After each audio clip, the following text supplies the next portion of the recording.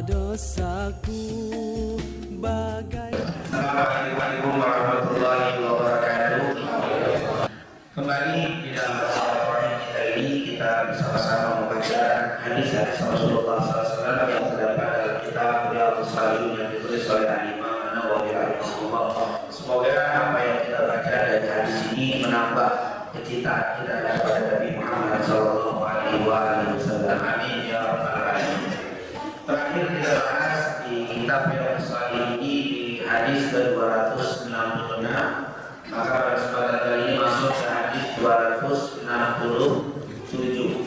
Hadis yang diriwayatkan dari Anas bin Malik. Dikatakan di sini, qala al-mu'allif rahimahullah wa nafa'ana bihi amin. Wa an Anas radhiyallahu anhu 'anil nabi sallallahu alaihi wasallam qala man 'amala jariyataini hatta tablugha ja'a yawmal qiyamah ana wa huwa ka'ataini wa dhamma asabi'ahu rawahu al-Imam Muslim.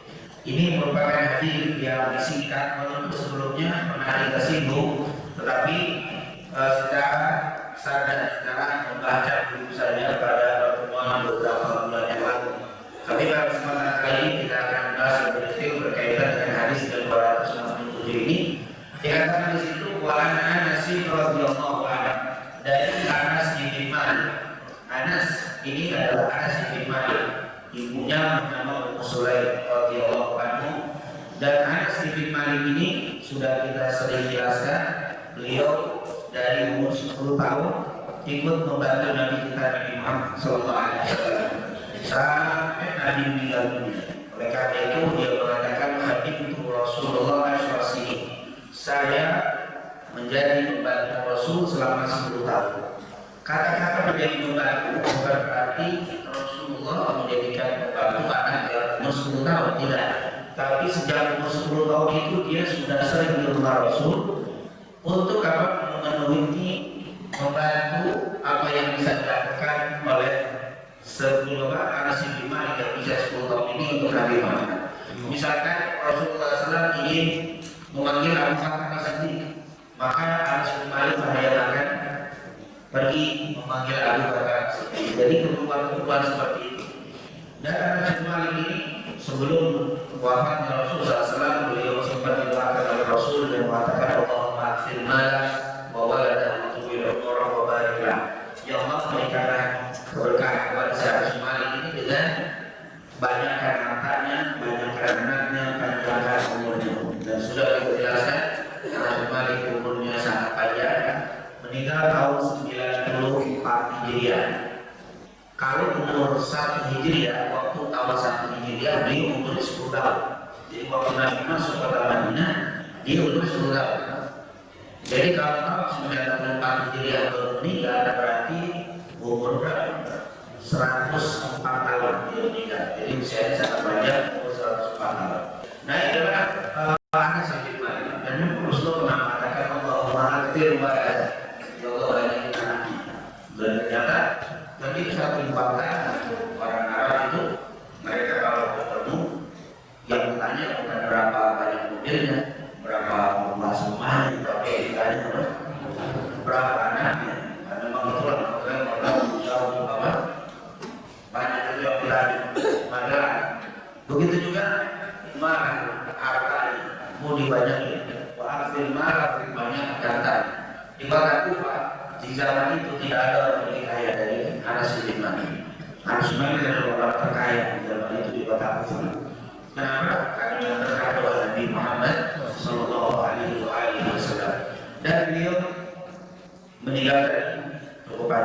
194 atau usia 100 tahun. Dan sempat meriwayatkan hadis sangat banyak sekali, di antaranya adalah hadis yang kita baca di pagi hari. Jumlah total hadis yang diriwayatkan oleh beliau 2.286 hadis. 2.286 hadis. Salah satu hadis yang beliau riwayatkan di kitab Riyadhus Shalihin disebutkan dari Anas bin Malik radhiyallahu anhu Nabi sallallahu alaihi wasallam, dari Nabi Muhammad sallallahu alaihi wasallam beliau bersabda, "Ma'ala siapa yang mengayomi, mendidik, terus memelihara penuh kasih sayang." Ma'ala, jadi ada Rasulullah sallallahu alaihi wasallam, siapa yang memelihara, mendidik, mengayomi dengan penuh kasih sayang, siapa siapa yang memelihara, mendidik, mengayomi dengan penuh ikhlas, dengan penuh kasih sayang, jadinya dua anak putri, anak dan sebagainya. Dan patokannya perempuan kalau sudah balik itu sudah bisa menikah. Dan ini kata-kata kata dua, siapa yang memiliki dan memelihara dua anak putrinya dengan penuh kasih sayang, dengan penuh keikhlasan, dengan apa sesuai yang diajarkan Rasul sampai dia balik dan menikah, maka apa jalan Rasul SAW Allah berita dari Nabi pahala keistimewaannya, ya ayo kiamat, datang pada hari kiamat ada saya wahwa dan dia orang tua. Jadi nanti di hari kiamat saya dari orang tua yang sudah memelihara anak perempuan lagi dengan penuh sabaran, dengan penuh keikhlasan dan penuh kasih sayang tadi, kahata ini seperti ini dalam red wadoma maswabih, sepertinya dibilang ini, dibilang ini wadoma, dan menggabungkan, menggandengkan dari gimana maswabih dari gimana. Jadi bapak ibunya nanti datang di hari kiamat dengan saya seperti ini. Apa berarti apa dekat dengan Nabi Muhammad SAW. Makanya jangan pernah bapak bilang anak saya kurang ajar setelah menikah, padahal suaminya kaya tapi tidak pernah kasih saya. Bukan anak kurang ajar, karena selesai karena itu tidak bisa berbuat apa-apa. Maka jangan berharap rezeki dari putri kita ikhlaskan, didikan kita ikhlaskan ini. Kita selesai, tidak ada lagi. Subhanallah. Makanya jangan cari mantu yang udah kaya doang. Kayak masuk muda atau mau apa kasih apa. Selesai. Putri kita nggak bisa. Jadi ngambil nggak bisa. Dia pergi ke Amerika, ke Eropa, putunya kirim nyampe kita mau ke Semarang susah. Dari yang tadi disebut. Selesai nggak bisa. Makanya jangan yang kaya ini doang untuk mantu. Tapi kalau kita dapat mantu yang soleh, luar biasa. Berarti betul-betul bapak ibu sudah kelas betul memelihara. Jadi ketika kita melihara anak putri kita setelah nikah selesai kata Rasul, tapi jangan bersedih. Memang di dunia kamu tidak dapat apa-apa dari putri. Bahkan suatu nama pun akan hilang. Putri pun tidak membawa nama. Karena ketika kita punya cucu, maka si cucu kita itu namanya Budi, misalkan Budi bin bapaknya, terus bin kakeknya. Tapi siapa kakeknya? Bapak dari mantu kita, besan kita, bukan kita. Putri kita tidak ada apa-apa. Kita selesai, nama kita pun tidak disebut. Hilang nama kita. Karena tidak disebut namanya nenek si putri itu, si putra itu, cucu kita, Fulan bin bin besan kita, bukan bin kita. Kita tidak masuk karena kita putri. Nama pun hilang, nama tidak ada, harta tidak ada, tenaga tidak ada, itulah putri. Tetapi kata Rasul tidak sedih. Walaupun demikian di dunia anda tidak dapat nama, di dunia anda tidak dapat efek harta, efek tenaga tidak ada, tapi nanti surga akan bersama seperti ini. Ini hiburan dari Rasulullah SAW. Kata Rasul jangan sedih bapak ibu, tapi kita tetap akan bersama surga. Allah yang udah mau dapat nanti yang soleh semuanya. Ada yang soleh, ada aji, ada apa? Nah inilah itu merupakan berarti kalau dari segi apa hadis ini adalah amalan yang bisa membawa kita dekat dengan Rasul. Memang sih sudah kita bahas ada 5 amalan yang bisa membawa kita dekat dengan Rasul. Karena kalau kita masuk surga tapi nggak dekat dengan Rasul, nggak melihat Rasul sudah sempurna. Bapak masuk surga tapi nggak ketemu sama Rasul, surga itu nikmat. Bagaimana tidak? Coba aja kalau kita masuk surga, tapi istri kita nggak masuk surga, anak kita nggak masuk surga, orang tua kita nggak masuk surga, ibu kita nggak masuk surga. Maka di surga tempat yang nikmat tapi ini kurang sempurna kalau nggak bersama keluarga-keluarga yang kita cintai, kurang nikmat surga. Sampai nanti bilang walaupun ada sedikit dalam masalah ada yang kelemahan, diriwayatkan oleh Imam At-Tabrani dari Aisyah, wailul liman lam yarani, wailul liman lam yarani. Celaka orang yang tidak melihat aku, merugi orang tidak melihat. Tidak melihat Rasul sallallahu alaihi wasallam merugi. Berarti kalau kita masuk surga kalau tidak melihat Rasul merugi. Siapa yang Rasulullah? Siapa yang tidak melihat Rasulullah? Rasulullah mengatakan mandukitu idah wal musalli alaiya. Orang yang tidak disebut nama dia tidak bersalah kepada itu akan sulit bertemu denganku nanti di domen. Orang-orang yang beriman diikuti dengan keturunan yang beriman, maka akan dikumpulkan nanti di surga bersama dengan mereka. Jadi ada orang masuk surga bukan karena amalnya, tapi karena anaknya. Amal kita standar kita soal kita bimbing kita tinggi, akhirnya kita naik derajat gara-gara kalau kita gara-gara subhanallah. Ini merupakan ada yang kita standar-standar aja, beriman standar amalnya, bapak kita orang soleh, orang alim, ibu kita soleh, alim. Bapak kita nggak bisa seperti itu, tapi kita harus beriman itu. Akhirnya dia dijawab kita dikapal. Nah itu berkata orang tua kita, beruntunglah orang-orang yang punya orang tua soleh dan soleh. Beruntunglah orang tua yang punya anak yang soleh dan itu akan saling menarik, itu akan saling menarik. Oleh karena itu luar biasa. Jadi jangan kecil lagi kalau punya perempuan kita masih punya anak yang kita didik mereka biar bisa membawa istrinya menjadi anak yang tetap berbakti sama orang tuanya. Amin ya rabbal. Yang ketiga ada tambahan yaitu hadis amalan apa ini untuk bisa kita mendekatkan diri dengan Rasul al-Mahabbah, kecintaan, cinta sama siapa sama Rasulullah SAW. Jadi cintanya jangan hanya sama Rasul, harus full cinta mereka. Kalau cinta sama yang lain jangan terlalu full, sedang-sedang. Kalau kita ada sedang karena Rasulullah bilang amin abibaka hubbama asa ayyuna ghairu khair hubbama. Cintai orang itu sedang-sedang aja. Boleh jadi dia nanti sekali waktu bisa menjadi musuhmu.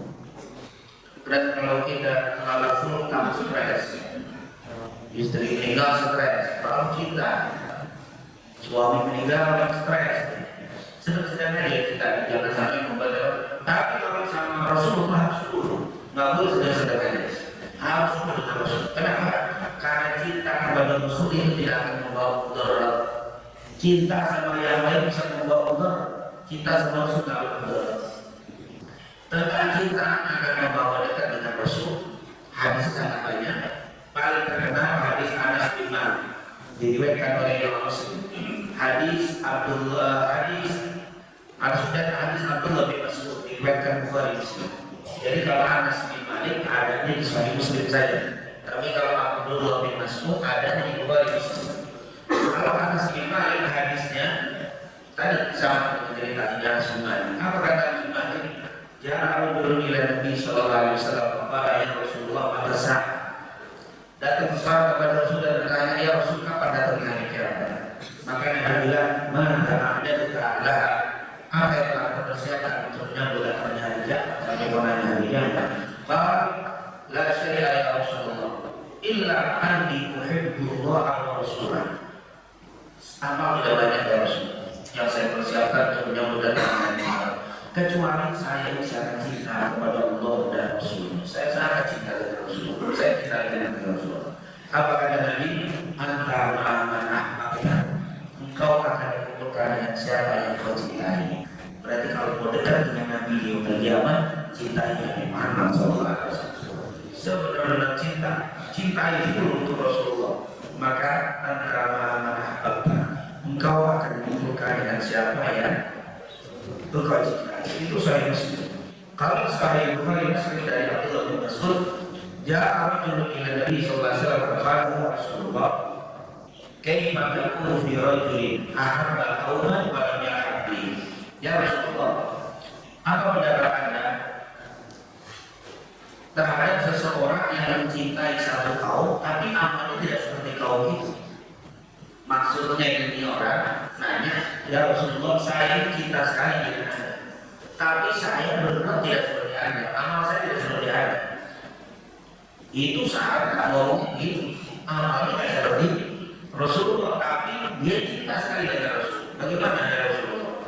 Itu sahabat masih ngomong gitu, apalagi kita.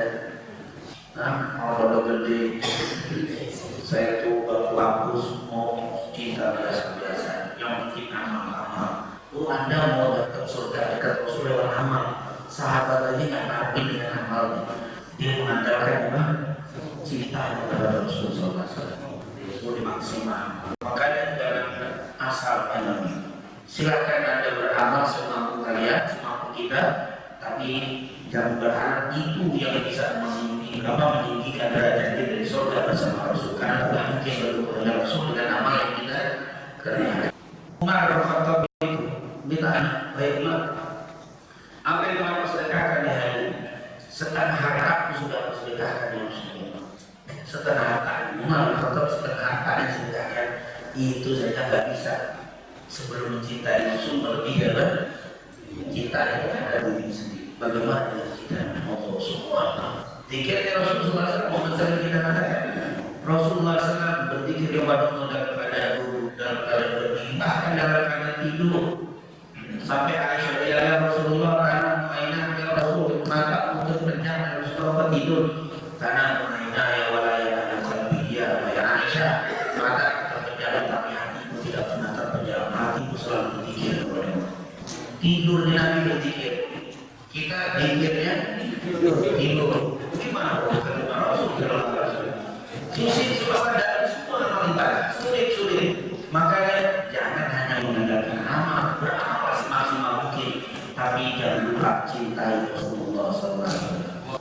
Kita ini ketika ada seorang bapak nikah lama 10 tahun gabungan, pas mau ke 12 tahun pernikahan punya anaknya, gila. Mungkin walaupun itu anak sudah besar, waktu dia cerita tentang menunggu kelahiran senyum giran. Dulu saya baru nikah pertama itu 10 tahun lalu. Pas tanggal sekian hamil, ketika dengan istri saya hamil, dia ceritanya pada anak itu udah ada. Bahkan anak itu udah ada, tapi waktu dia mengenal tentang hamilnya, tentang kelahirannya, dia kira dengan mendengar mengulang cerita tentang kelahiran yang telah ditunggu 10 tahun, 12 tahun itu nggak nol. Lahir di ceritanya itu akan terus sedih. Nggak ada ceritanya saya sedih waktu berlahir. Mana mungkin? Waktu 10 tahun dan itu nggak ada Tuhan. Pas tahun ke-11 tahun ke-12 lahir atau dari mulai hamil mulai bisa cerita dengan senyum. Pas lahir dia akan cerita dengan bahagianya. Begitulah. Ketika kita sekarang cerita tentang Rasulullah dengan gembira, itu hal yang biasa. Itu kelahiran bukan cuma ditunggu sama kita, ditunggu sama alam semesta, ditunggu sama para nabi sebelumnya. Maka saat kelahiran kita pun menceritakan dengan penuh kegembiraan. Jadi tidak perlu ditanya hal itu gembira tentang kelahiran nabi pakai tali ini susah kan? Jadi tidak ada yang orang cinta itu bingung saja. Ada suami cinta sama istrinya bingung ada. Tapi apapun kemauan istri penuhi, cinta juga, cinta istri. Ada yang suami modelnya romantis. Wah, ini pakai apa? Pokoknya kalau mau kelihatan banget cinta, kita tahu. Pagi-pagi istri dibangun, kalau ada tempat, di samping sampai mati mulut. Kadang-kadang itu menunjukkan dengan apa? Itu ada yang model gitu, ada yang sampai bikin syair cintanya sama istri, dibikin saja, dibikin syair sebagai tanda kecintaan dia. Itu ada romantis, maka Ketika ada Nabi dibuatlah romi itu menceritakan, menggambarkan sebagai tanda cintanya dia dengan membuat apa? Syair-syair itu, dan itu hal yang biasa. Jadi romi-romi itu adalah ungkapan cinta, dan orang Arab itu biasa. Orang Arab itu jangankan kelahiran Rasulullah, kelahiran anaknya, siapapun ada kejadian sedikit dibuat syair. Orang Arab paling demen dengan apa? Dengan syair. Makanya Rasulullah dikasih mukjizat itu berupa Al-Quran untuk mengarahkan syair-syair, dan syair mubasyair bukan hal yang dilarang. Itu adalah ungkapan bahasa cinta. Kalau sekarang itu juga saudara kita mesti lahir Rasul atau Rasul untuk menunjukkan ungkapan bahasa cinta. Ada yang belum cinta tapi ingin berusaha cinta dan hadir ke tempat itu supaya cinta saya dengan Rasul tumbuh. Saya ingin datang ke tempat ini, saya bikin acara ini biar tambah cinta dengan Rasul. Sudah, dalil kenapa Anda mau biar tumbuh cinta itu sudah merupakan amalan yang sangat dianjurkan. Dengan cinta maka diumpulkan dengan Rasulullah SAW. Kalau saya yang lain-lain, saya pikir ngapain Anda mengisi bikin acara juga ya drama cinta dengan Rasul. Itu cukup sudah, nggak usah pakai apa. Bagaimana supaya kita bisa cinta dengan Rasul? Karena cinta itu di atas iman. Kalau sudah cinta, imannya akan apa? Sempurna, bertambah. Nah, berarti ini merupakan amalan yang luar biasa. Makanya saya tidak katakan yang tidak boleh tidak cinta, tapi jangan dikatakan yang boleh itu apa? Tidak cinta. Karena ada yang mengatakan boleh itu tidak cinta, itu pengkhianat cinta. Kalau kita nggak mau ditanya, ini adalah yang mengklaim mengatakan kebulan pelaku dan mandiri tidak. Oleh karena itu alhamdulillah istiqomahkan untuk terus kita melakukan apapun yang bisa menunjukkan cinta dengan Rasulullah SAW. Selama tidak maksiat, selama tidak maksiat, insya Allah Allah menunjukkan cinta dalam hati kita. Amal beberapa kan lebih banyak maksiat. Yang pertama itu, yang ketiga, yang ketiga. Kemudian yang keempat, ilmunya memperbanyak salawat kepada Rasulullah. Banyak salawat kepada Nabi. Ini berkaitan dengan hadis riwayat Imam Tirmidzi dan kitab Sunan, diriwayatkan Imam Bukhari dan kitabnya Adabul Mufrad dengan sanad yang sahih dari sahabat Nabi yang bernama yaitu Abdullah bin Mas'ud radhiyallahu anhu. Apa kata Abdullah bin Mas'ud? Rasulullah SAW bersabda, "Inna awlan nas bi yaumil qiyamah aktsaruhum 'alayya salatan." Itu inna awlan nas bi, orang yang paling dekat dengannya. Inna awlan nas bi yaumil qiyamah, orang yang paling dekat dengan di hari kiamat, aktsaruhum, yang paling banyak aliyah sholatan, terhadapku sholawatnya. Jadi orang yang paling banyak sholawat itu yang paling dekat denganku di hari kiamat. Subhanallah, banyak sholawat kepada Nabi Muhammad SAW. Tidak hanya balasan itu sholawat, terutama di hari Jumat. Hadis saja bin Aus riwayat Imam Tirmidzi nasan sahih, Rasulullah mengatakan inna min afdali ayyamikum yaumul jumu'ah fi kulli qa'adah wa fi kulli wa fi an-nafar fa'aksiru 'alayya min as-salati fihi fa inna salatakum ma'rudatun 'alayya. Qala ya Rasulullah kaifa turad wa qad ya Rasulullah kaifa turad ilayka wa qad alimta?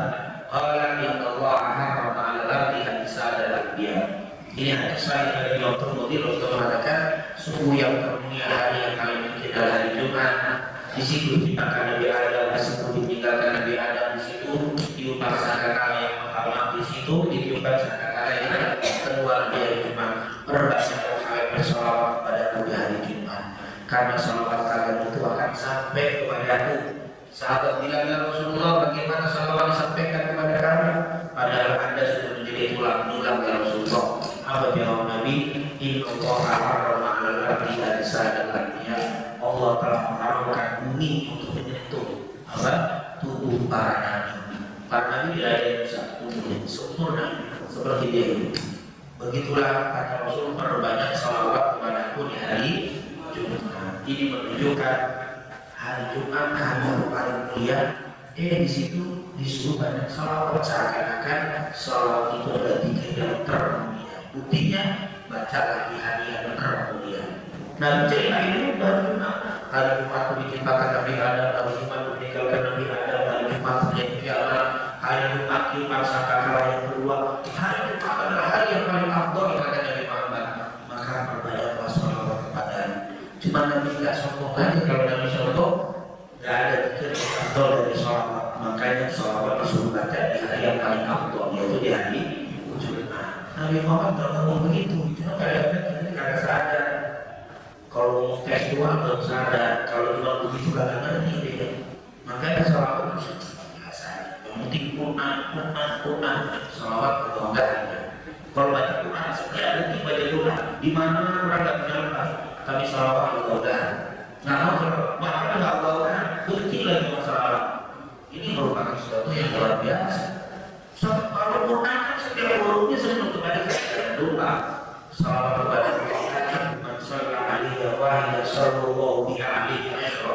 dengan kita bersalawat sekali, Allah berikan 10 rahmat. 10 kebaikan, iya 10 kebaikan. Ini 10 rahmat. Kalau baca Quran harus berwudu, baca Quran harus pakai adab, baca Quran salah abad. Quran bisa menjadi hujjatun laka atau hujjatun alaik. Quran kalau benar akan menjadi penyelamat, tapi kalau salah baca Quran akan menjadi pencelaka. Jadi baca selawat nggak pakai wudu, baca selawat konsen dan dosa. Baca selawat nggak ada yang siapa yang selawat kepada salah akan menjadi pencelaka di dunia ada. Selawat kepada Nabi Muhammad SAW. Subhanallah. Jadi Allah harus punya apa? Ada. Kam min qara'il Quran, kam min qara'il Quran wal Quran ya'anu, kata Rasul. Berapa banyak orang yang baca Quran tapi Quran melaknatnya. Kenapa? Dia baca Quran gak pakai. Dia baca Quran tapi hukum-hukum gak dipakai dalam Quran. Orang yang sudah baca Quran khatam sekali, maka semua isi Al-Quran yang dia jalankan dan di hari kiamat akan kena jadi dalil untuknya. Oh, jadi jangan cuma apa? Bukan berarti tidak punya Quran sangat istimewa di atas segala-galanya, tapi jangan pernah lupakan salawat kepada Nabi Muhammad SAW. Yang terakhir sebagai penutup, yang kedua, yang dikatakan hadis Malik. Ada hadis yang kandung tapi hadisnya baik. Lewat Anas Malik diriwayatkan dengan 7 sanad dari Imam Tirmidzi tapi lemah semuanya. Yang mengatakan man ahya sunnati faqad ahabbani wa man ahabbani kana ma'i fil jannah. Itu hadis baik. Tapi kalau di sahih tapi maknanya sama. Man ahya sunnati, siapa yang menghidupkan sunnahku faqad ahabbani, maka dia telah mencintai aku. Wa man ahabbani kana ma'i fil jannah. Siapa yang mencintaiku dia akan bersamaku di dalam surga. Tapi itu hadis Anas Malik dari Imam Tirmidzi dan Ibnu Majah tapi sanadnya baik. Maka kata para ulama kebaikannya nggak sampai naik ke derajat hasan. Makanya saya nggak boleh berhadis. Hadis yang terakhir yang hadis saya juga tentunya hadis riwayat Imam Muslim dari Rabi'ah bin Ka'ab al-Aslami. Rabi'ah bin Ka'ab al-Aslami dalam Sahih Muslim. Untuk Ali kepada Nabi Sallallahu Alaihi Wasallam ma'ataihu biwa'uhi wa hajati.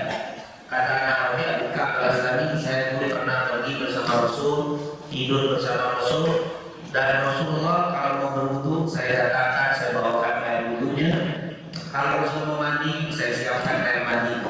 Akhirnya Nabi melihat saya membantu Rasul begitu hebat, begitu luar biasa. Akhirnya Rasulullah berkata, ya Rabi'ah Hasan, hai Rabi'ah, apa yang kau mau sebutkan, aku akan doakan kepadamu.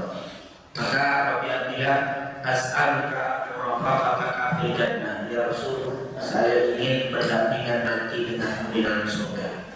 Jadi yang Rabi'ah mintanya, saya ya Rasul jadikan doakan saya biar saya bisa berdampingan denganmu di dalam surga. Apa kata Rasulullah?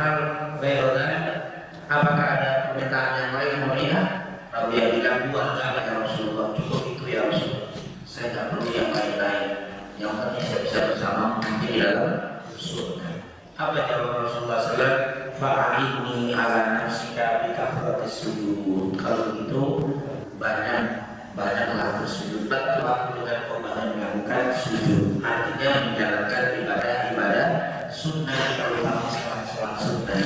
Jadi kalau mau mendukung dengan Rasul, dekat dengan Rasul, selain memperhatikan yatim, menjaga anak dengan penuh keikhlasan, kemudian cinta kepada Rasul, banyak bersolawat, jangan lupa sholat sunnah banyakin, jangan sholat cuma dalam 17 rakaat. Tapi banyak yang salah sunat. Kenapa? Karena memang tidak ada orang yang sujud sekali kecuali derajatnya disokan ditinggikan. Sekali ditinggikan, semakin banyak semakin apa? Semakin tinggi. Dan surga itu ya dalam hadis Bukhari dari Abu Hurairah, inna bil jannati mi'atal badan. Sungguh di surga itu ada 100 derajat. Surga itu ada 100 derajat. Ma'abain dalam derajat ini antara derajat satu dengan derajat yang kedua seperti antara langit dan bumi. Jadi di surga itu ada 100, satu ini tinggal pertama, tinggal keduanya ini lagi, tinggal ketiga atas kami tinggal sampai 100. Mau saya dipikirin dan tinggi, pokoknya tinggi banget pagi-pagi gitu begini gitu ya. Oh, jadi kalau Nabi itu ada di tingkat yang paling 100. Nah kalau yang cuma standar, kapan harus orang ada orang tinggal di Amerika nanti dari sini kalau ketemu jauh, padahal masih hidupnya. Bagaimana kalau di akhirat kita namanya cuma nama standar, ada sholat fardu doang, sholat fardu itu cuma sejarahnya ya, sholat